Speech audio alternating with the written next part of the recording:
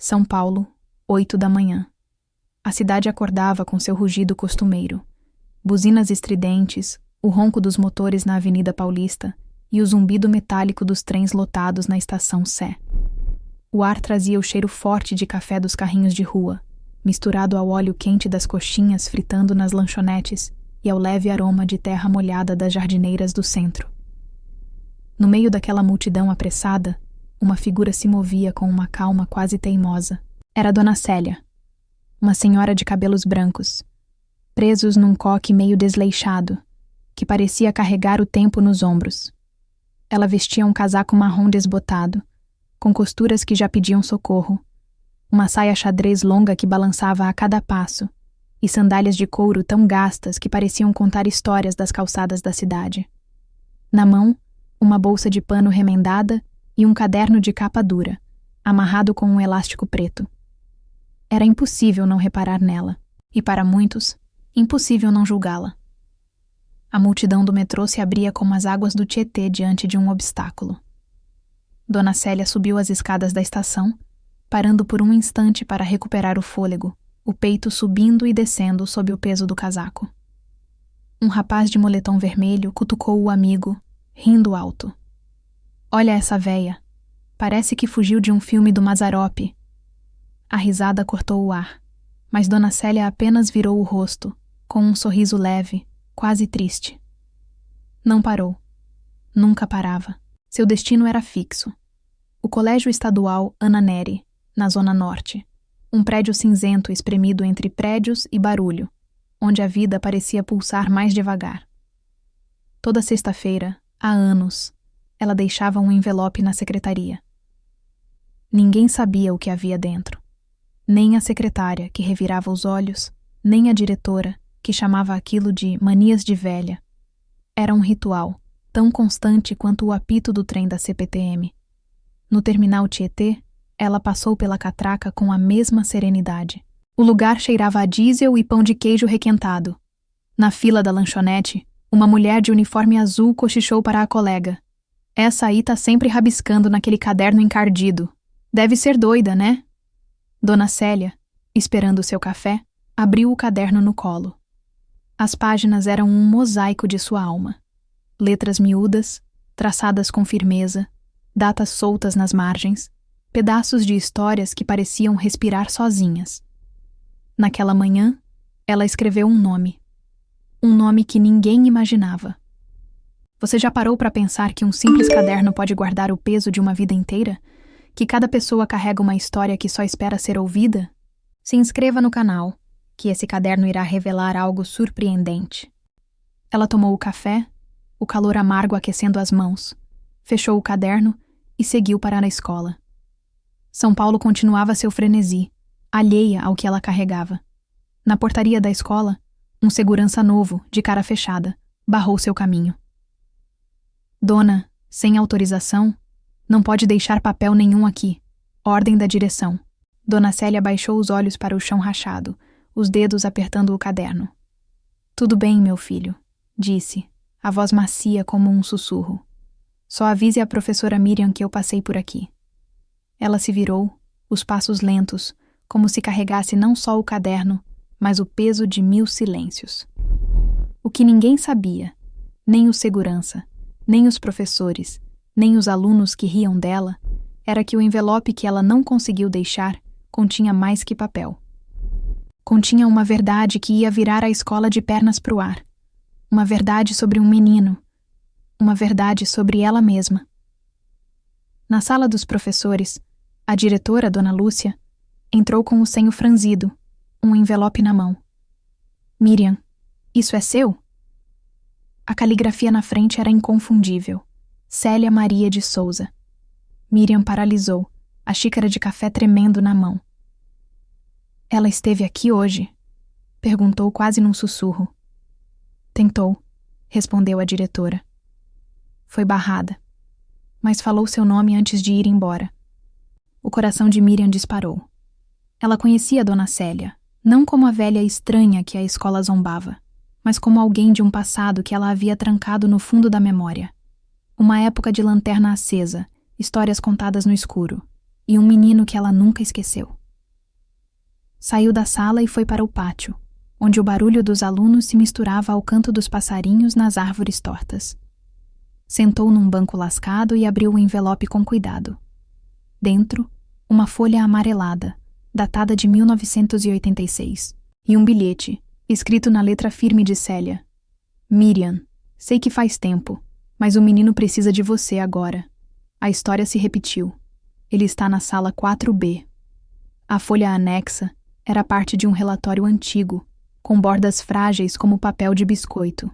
No topo, um nome: Henrique Almeida. Miriam prendeu a respiração. Não era o mesmo Henrique de sua infância, mas o nome trouxe de volta um rosto, um menino quieto que Célia havia salvado com paciência e histórias. A coincidência a fez estremecer. Ela correu para a sala 4B, os saltos ecoando no corredor. Dentro, a classe era um caos de vozes infantis, risadas e um avião de papel voando torto.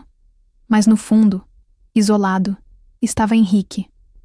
8 anos, olhos grandes e silenciosos, o rosto encostado na parede, traçando linhas invisíveis com o dedo. As outras crianças o ignoravam ou, pior, riam. O mudinho, diziam, com a crueldade que só a infância sabe ter. Miriam se ajoelhou ao lado dele. Henrique, disse, a voz suave como uma cantiga. Pode me mostrar seu desenho? Ele hesitou. Então tirou da mochila um caderno surrado. Na última página, um desenho. Uma mulher de coque branco, segurando um caderno marrom. Era Dona Célia, inconfundível mesmo nas linhas tortas de um menino.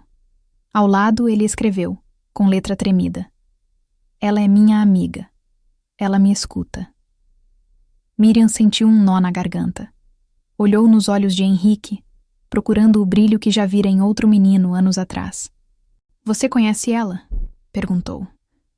Henrique fez que sim, os dedos apertando o lápis como se fosse uma âncora. Pela primeira vez, ela viu algo acender naquele olhar.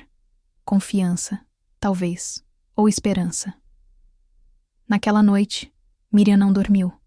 Sentada na varanda do apartamento em Pinheiros, com o barulho distante da Faria Lima ao fundo, ela folheava o caderno de Henrique. Era um universo em miniatura. Rabiscos de árvores, formigas marchando em fila, estrelas tortas, frases curtas sobre uma senhora que sabe segredos, e aquele desenho de Dona Célia, que parecia pulsar com vida. No meio das páginas, um recorte de jornal, amarelado como pão velho. A manchete dizia: Pedagoga afasta após método alternativo em escola pública. A foto mostrava uma Célia mais jovem, o sorriso tímido, cercada por crianças que a olhavam como se ela fosse mágica. O artigo contava uma história que Miriam quase esquecera. Em 1986, Célia Oliveira era uma professora diferente de tudo. Nada de cartilhas ou quadro negro. Ela ensinava com teatro, músicas cantadas no pátio, histórias contadas no escuro com uma lanterna de pilha. Levava as crianças para caminhar no Parque da Água Branca, onde contava histórias de frações como se fossem aventuras de piratas, e de poesia como se fosse o canto dos pássaros. Seus alunos, muitos rotulados como problemáticos ou atrasados, desabrochavam.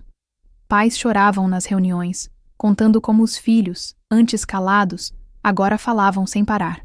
Mas o sistema não gostou. Célia quebrava todas as regras do manual.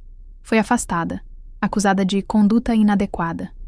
Seu nome foi apagado, sua história, varrida para baixo do tapete. Miriam, então uma menina de 10 anos, fora aluna dela. Lembrava-se das noites de histórias, do jeito que Célia fazia a tabuada parecer um jogo. Lembrava-se de um menino, o outro Henrique, que aprendeu a ler porque Célia sentava com ele, pacientemente, ouvindo suas palavras travadas.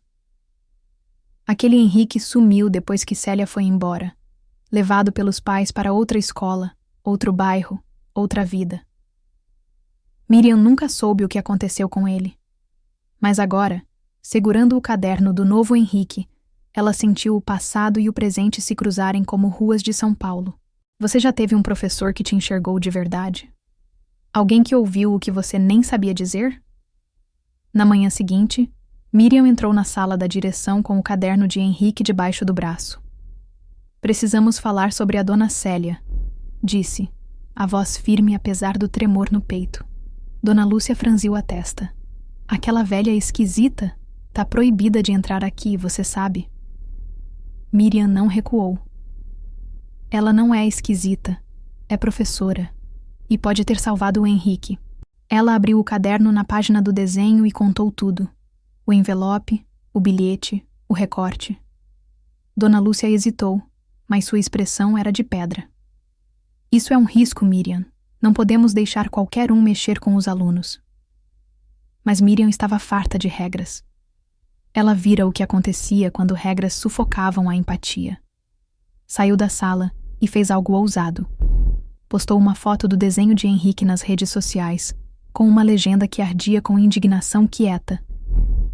Esse é o menino que nunca fala. E essa é a mulher que o ouviu. Às vezes, quem a gente ignora tem muito a ensinar. O post viralizou. Em poucas horas, milhares de curtidas, compartilhamentos e comentários. Professores contaram sobre mentores esquecidos. Mães perguntaram quem era a senhora do caderno. Uma jornalista local, Ana Clara, mandou uma mensagem. Quem é essa dona Célia? Posso conhecê-la? Miriam pensou por um instante e respondeu. Venha à escola amanhã. Traga um caderno. No dia seguinte, Ana Clara chegou com um gravador na mão, os olhos varrendo o pátio. Miriam a encontrou no portão, mas antes que pudessem falar, um vulto pequeno passou correndo. Henrique disparando rumo à rua. Lá, no ponto de ônibus, estava Dona Célia. Ela se ajoelhou quando ele chegou, o caderno aberto entre eles. Sentaram na calçada, desenhando juntos, as cabeças quase se tocando. Ana Clara ficou paralisada. É ela?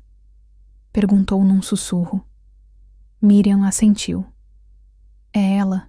O artigo de Ana Clara, publicado na semana seguinte, se chamava A Mulher que Escuta.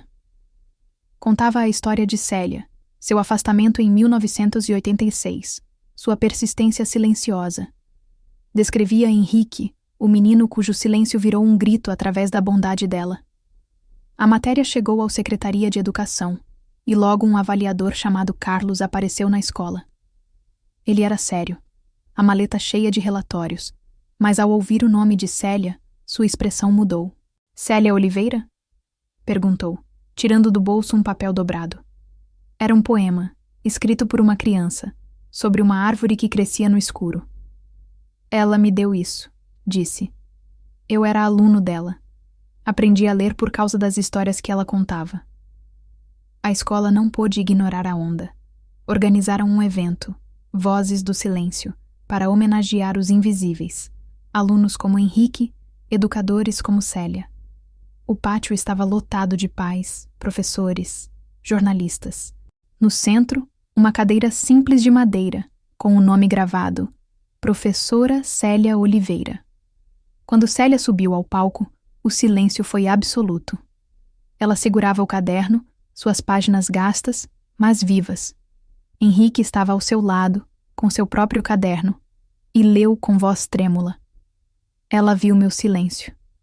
Obrigada por me escutar. Os aplausos ecoaram como trovão. Até o segurança que rira dela se levantou, os olhos marejados. Dona Célia, me perdoe, disse. Ela sorriu, com a mesma calma de sempre. Eu não preciso ser ouvida, preciso que ouçam as crianças. A história não terminou ali. A secretaria reintegrou Célia como consultora honorária, e seus métodos, antes chamados de excêntricos, passaram a ser estudados para programas de inclusão. Henrique começou a falar, primeiro em sussurros, depois em frases inteiras. Miriam criou um círculo de histórias semanais, usando a velha lanterna de Célia para iluminar as noites. Num canto da escola, pintaram um mural. Mostrava uma mulher com um caderno, cercada de crianças, sob uma árvore que crescia no escuro. Abaixo, uma frase do poema de Célia. Nem todo herói usa capa. Alguns carregam um caderno velho e sabem escutar. Se essa história te tocou, compartilhe. Fale dos ouvintes, dos heróis silenciosos, daqueles que mudam tudo com um gesto simples de bondade.